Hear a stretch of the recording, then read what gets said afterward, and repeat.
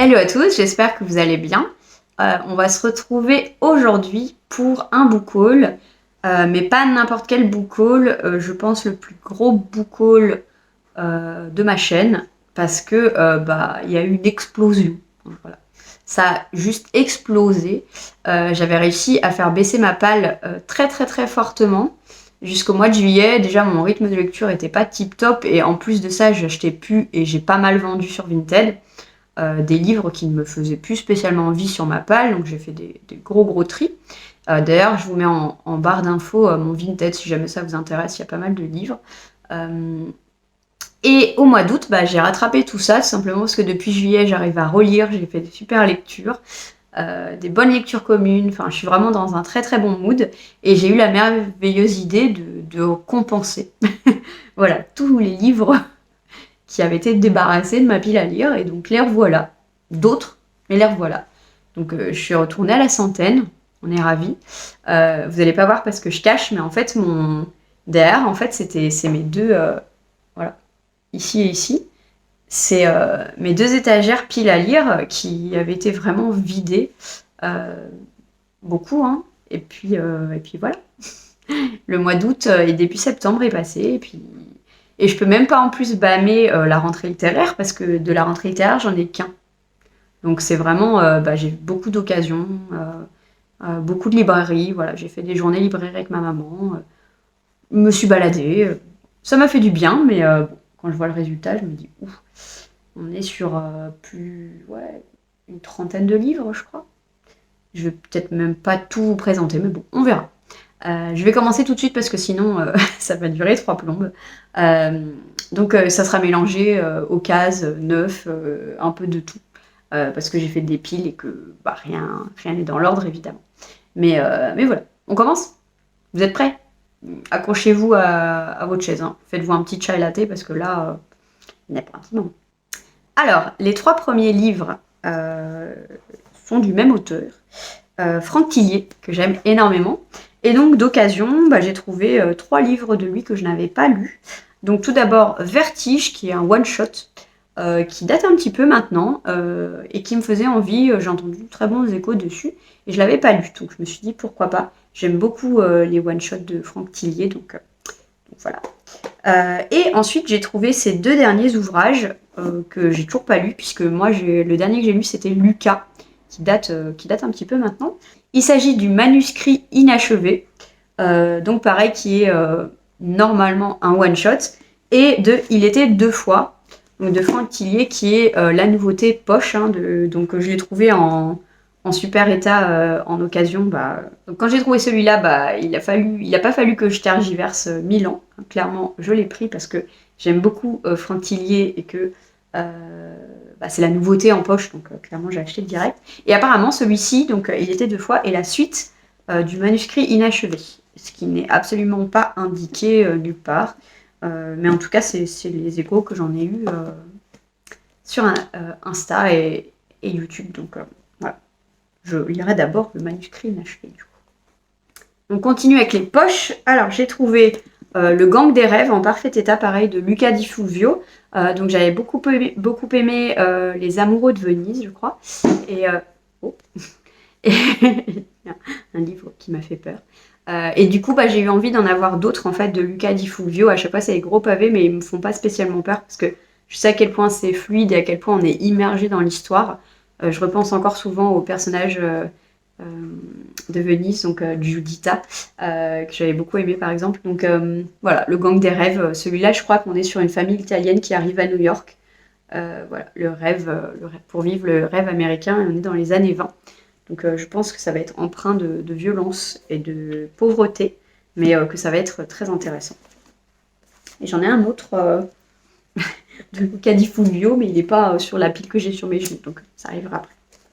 Ensuite, j'ai trouvé, on passe du coq à l'âne, La Princesse des Glaces de Camilla Läckberg.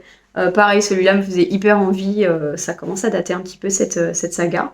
Il me semble qu'elle en est au peut-être 8e ou 9e tome. C'est le premier, hein, La Princesse des Glaces.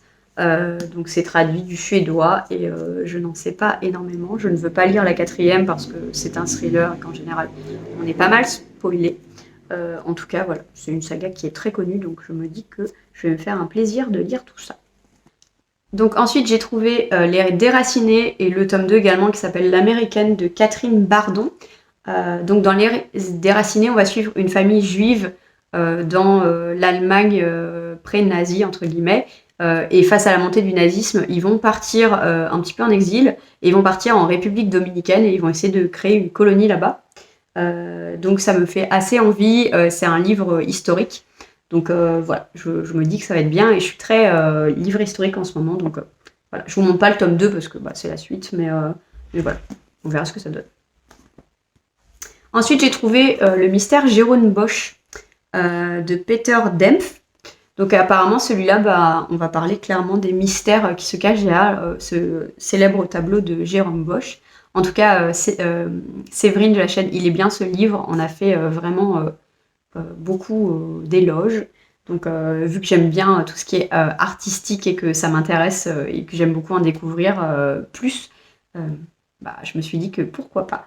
En tout cas, je ne connais pas très bien cet artiste, donc je me dis que ça sera forcément un moyen de découvrir sur sa peinture en fait, et de pourquoi pas de regarder le tableau. En tout cas, elle recommandait d'imprimer le tableau en petit format ou de l'avoir devant les yeux pendant la lecture parce qu'il y a pas mal de détails.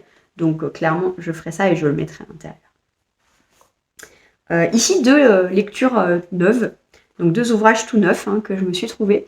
Les Bras de Morphée de Yann Bécu. C'est un ouvrage de science-fiction qui me faisait très envie. C'est dans un monde où en fait on ne dort pas du coup que 4 heures par jour. Donc forcément toute la société a évolué autour de ça et c'est très très différent. On n'a pas du tout de temps à perdre et on suit un homme qui lui n'a pas besoin de dormir autant. Donc il achète chance et du coup bah, il est un petit peu différent dans la société. Donc on va suivre tout ça. Et ça a l'air assez sympa. Et Dark Run, recommandé pareil par Céline Lecture de Mike Brooks. Honnêtement, j'en sais pas grand chose, je sais juste que c'est un space opéra et que c'était haletant et plein d'action et ça m'a suffi. Voilà, parce que j'adore ça, la science-fiction, le space opéra, surtout quand il y a plein d'action. J'aime beaucoup Becky Chambers et quand c'est calme et lent également, mais je pense que voilà, un petit peu d'action dans l'espace, ça me fera du bien. Alors heureusement, dans ce book haul de la mort, il y a beaucoup de poches donc, et d'occasions. Donc voilà, je pense que j'ai quand même craqué et que mon banquier ne sera pas hyper content. Mais voilà, je me suis fait plaisir, ça faisait longtemps que je ne l'avais pas fait. Et comme il y a beaucoup de poches, du coup, ça va. Enfin, ça va. On est d'accord. Ensuite, j'ai trouvé Circé de Madeline Miller. Celui-là, c'est un neuf. J'avais adoré Le Chant d'Achille. J'avais très très envie de lire Circé. Je l'avais en version numérique, mais en fait, j'ai pas pu résister à cette magnifique couverture. Il est dans mon challenge 21 livres pour 2021, donc j'ai vraiment envie de le lire rapidement, celui-ci. Et on va parler de, évidemment, Circé, la sorcière qui avait été bannie de l'Olympe. Ensuite, j'ai trouvé Les Refuges. C'est un neuf également, de Jérôme Loubry. Voilà, c'est un thriller qui a fait énormément parler ces dernières années, donc ça me faisait très très envie. Et je ne sais absolument pas de quoi ça parle, à part qu'il y a un twist de fou à la fin, apparemment. Je ne sais pas. Mais en tout cas, j'ai entendu franchement que de très très bons échos. Donc j'ai hâte et je lis très peu de thrillers. Donc je me dis que, voilà, en général, je vais sur des valeurs sûres. Donc celui-là, normalement, c'est une valeur sûre.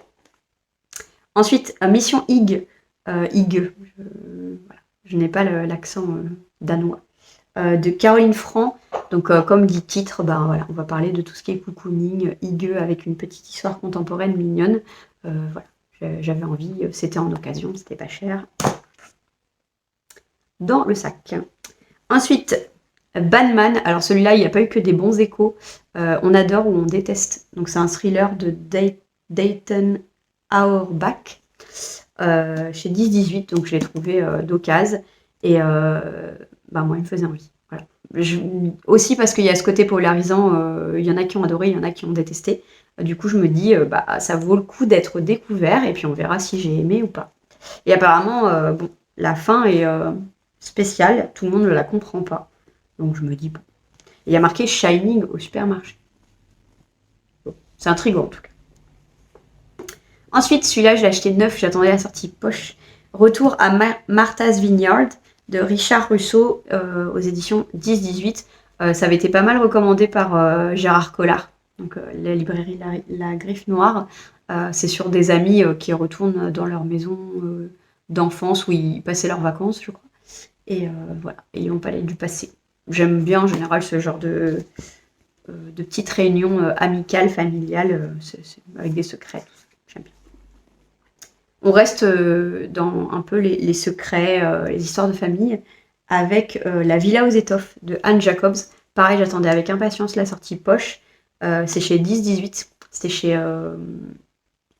je te dis pas de bêtises. Je sais plus. Je sais plus en quelle édition c'est. C'était Charleston. Voilà, en grand format. Donc j'attendais, comme les Charleston sont un petit peu chers, j'attendais la version poche. Et donc on va suivre, c'est une saga un petit peu familiale, je crois. Il y a 3 tomes. Voilà, avec un beau manoir anglais. Vous sentez le côté Downton Abbey qui me donnait très envie. Et je vous disais que j'avais trouvé un deuxième Luca Di Fulvio. Le voilà, il était caché. Le soleil des rebelles. J'en ai très peu entendu parler de celui-là. Je ne sais pas si c'est parce que il est moins bien ou si parce que il est un petit peu plus récent. En tout cas, voilà. Là, on est au royaume de Saxe en 1407. Donc voilà, c'est clairement le genre d'époque historique sur lequel je ne connais absolument rien. Donc je me dis, voilà, on est en plein Moyen-Âge. Quoique, c'est la fin du Moyen-Âge, je pense, 1407. Saxe, si je ne me trompe pas, on est vraiment vers tout ce qui est Allemagne, Autriche, tout ça. Donc voilà, ça sera l'occasion de découvrir un petit peu plus. Et pour finir sur les poches, après je vais passer au grand format. Il y en a beaucoup moins, mais il y en a quand même pas mal. Je me suis procuré des Stephen King en nouvelle édition. Je fais partie du groupe de lecture commune Lire un King par mois ensemble. Je crois que c'est dans cet ordre. Je vous mettrai le lien du groupe Facebook. N'hésitez pas à nous rejoindre, on est pas mal. Et donc les organisateurs, il y a Monsieur Cabric, Séverine de Il est bien ce livre, Céline de Céline Lecture et Armance Around the Corner, je crois. En tout cas, je vous mettrai tout ça en barre d'infos. Donc il y a un planning de lecture avec un King à lire par mois. En août, j'ai lu le tome 1 de ça. Donc, vous voyez, je suis en train de lire le tome 2 pour le mois de septembre. Et au mois d'octobre, on va donc lire Salem. Donc je me suis procuré cette très très belle édition. Salem, donc on est plutôt sur une histoire de maison-ville hantée, de ce que j'ai compris. Ensuite, pour novembre, il s'agit de Doctor Sleep, qui est la suite de Shining. Shining, c'était la lecture commune du mois de juillet et je faisais pas encore partie du groupe. Donc moi, au lieu de dire Doctor Sleep, je lirais Shining. Du coup, je me suis pris Shining, que je ne connais pas. Je connais vite fait l'histoire, mais je l'ai pas lu et j'ai jamais vu le film. Le film me fait trop peur. Rien que l'affiche me fait peur. Donc on verra ce que ça donne. Et au mois de décembre, ça sera donc La Ligne Verte. Voilà. Et il me semble que janvier-février, c'est Le Fléau, que j'ai déjà en très très beau coffret. Donc voilà, je me suis procuré les petits Kings qu'il fallait que je lise d'ici la fin d'année, donc je suis assez contente. Et puis en même temps, ça vide ma palle, parce que c'est des livres qui me font peur. Genre ça, c'était La Relique. Et je l'ai enfin sorti. Et j'en suis très très fière et surtout je suis hyper contente en fait parce que c'est une très bonne lecture.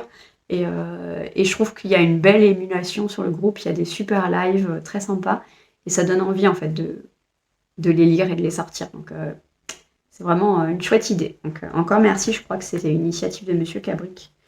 Merci Dorian pour ça. Et je vais passer maintenant au grand format, il y en a quand même plus d'une dizaine, hein, donc j'ai quand même un peu craqué après, il y a pas mal d'occasions, heureusement. Ouf. Alors, j'ai trouvé Journal d'un Assassinite, qui est le tome 1 de... Non, c'est Défaillance Système, on va y arriver, qui est le tome 1 de la saga Journal d'un Assassinite. Et apparemment, c'est un robot humanoïde qui va un peu décider par lui-même et qui va faire pas mal de conneries. Et c'est de Martha Wells. Apparemment, c'est marrant. C'est sympa, c'est de la SF qui change et c'est tout petit. Donc voilà. J'ai pris que le tome 1, alors qu'il y en avait plein en occasion, mais Mais on verra ce que ça donne. En tout cas, c'est chez La Talente. En général, La Talente, j'adore ce qu'ils font. Donc, j'ai pas trop peur. Et puis, voilà. C'est 114 pages. Je pense que ça va être OK. Ensuite, j'ai trouvé aussi de cases La vie en chantier de Pete Fromm.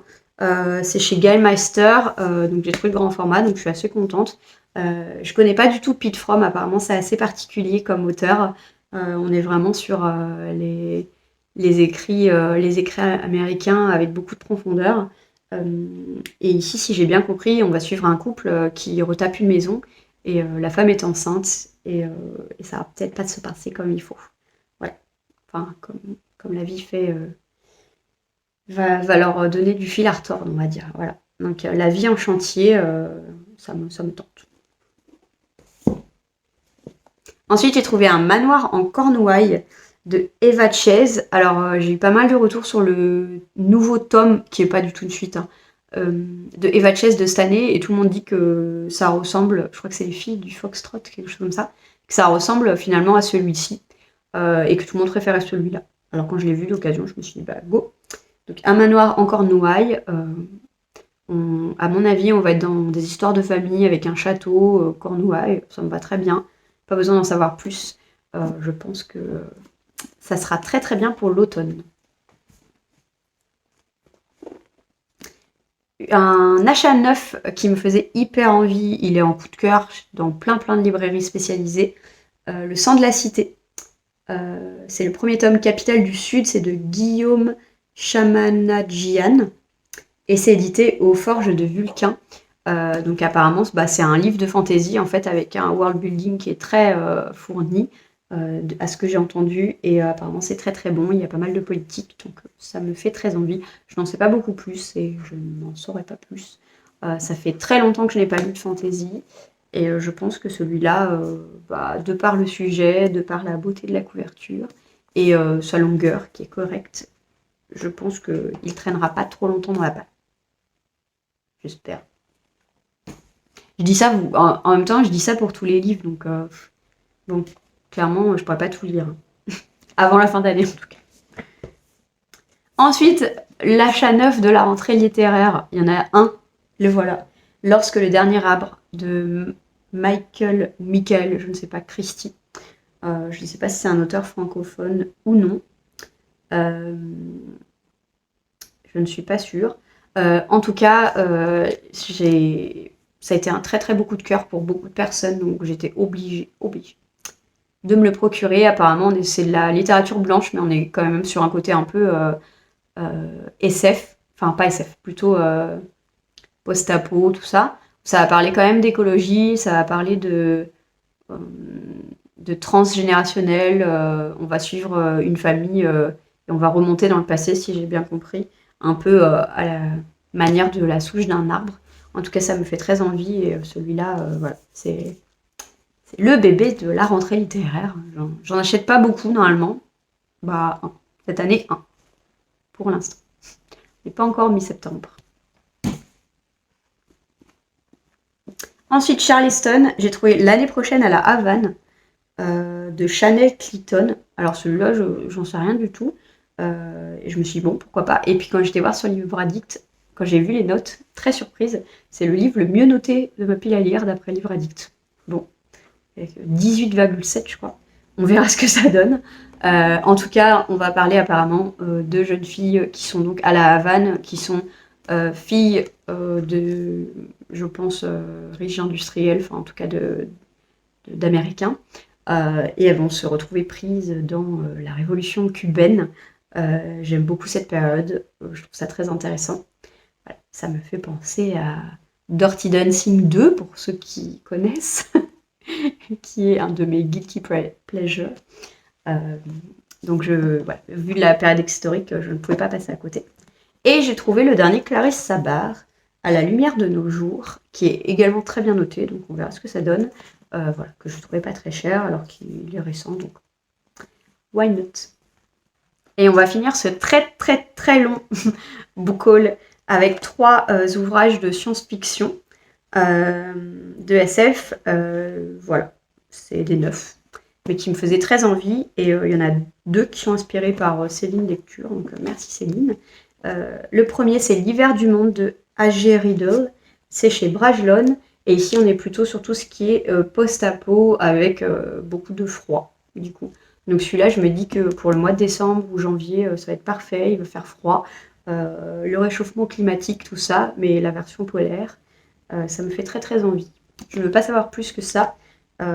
Apparemment, c'était juste génial, donc à voir. Ensuite, Sauter des gratte-ciel de Julia von Lucadou. Alors celui-là, je n'en ai pas du tout entendu parler, mais c'était vraiment coup de cœur dans ma librairie. Et voilà, je me suis dit pourquoi pas. C'est chez Actes Sud. Et en fait, là, on est vraiment dans une société un petit peu futuriste, où on est sur l'hygiène, ce que j'appellerais société hygiéniste. Donc en fait, tout ce qu'on a un peu aujourd'hui, vous savez, tracker, balance connectée, tout est vraiment, on est vraiment surveillé, mais au maximum. Et voilà, tout est filmé, liké, évalué, commenté en direct. Donc on est vraiment dans l'exacerbation de ce qui se passe déjà aujourd'hui. Et en fait, on va suivre une jeune fille qui, à la base, saute des gratte-ciel. Donc en fait, c'est un groupe de jeunes qui sont influenceurs, entre guillemets, qui sautent de gratte-ciel avec une combinaison spéciale, hein, donc ils ne s'écrasent pas. Et en fait, ils attendent le dernier moment pour un peu déclencher leur parachute. Et ils sont adulés, ils sont très célèbres. Et il y a une de ces jeunes filles qui va décider d'arrêter.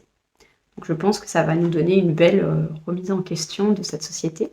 Et ça va être plutôt intéressant. En tout cas, la couverture est très belle et je fais confiance à mes libraires. Donc, on y va. Et enfin, pareil, hein, dédicace à Céline Lecture, Cantique pour les étoiles de Simon Jiménez, c'est au nouveau millénaire. Et là, je crois qu'on est dans un space opéra. L'humanité a quitté la Terre, devenue inhabitable. Donc déjà, première ligne, ça m'a suffi. Space op avec pas mal d'action. Donc voilà. Je ne sais pas beaucoup plus que ça, mais ça me suffit. Et je pense que ça va être très très chouette. En tout cas, le nouveau millénaire, ils font toujours des choses de très bonne qualité en science-fiction, donc je leur fais entièrement confiance. C'est tout pour ce book haul, qui est très long, on est d'accord. Je vais essayer de lire une grosse partie de tout ça, hein, et pas de revendre sans même avoir lu, comme j'ai pu faire cet été. En tout cas, ce qui est sûr, c'est que ça a mis un bon coup dans ma palle. Hein, je me suis dit, oula. Mais d'un côté, j'ai un peu renouvelé ma pile à lire. Je trouve que ces achats, ils sont très en accord avec l'évolution de mes lectures. J'ai envie de plus d'historique, de contemporain, plus de SF. Donc voilà, vous allez retrouver ça. Il y a aussi pas mal de King, parce que j'aime beaucoup Stephen King, que je connais très peu.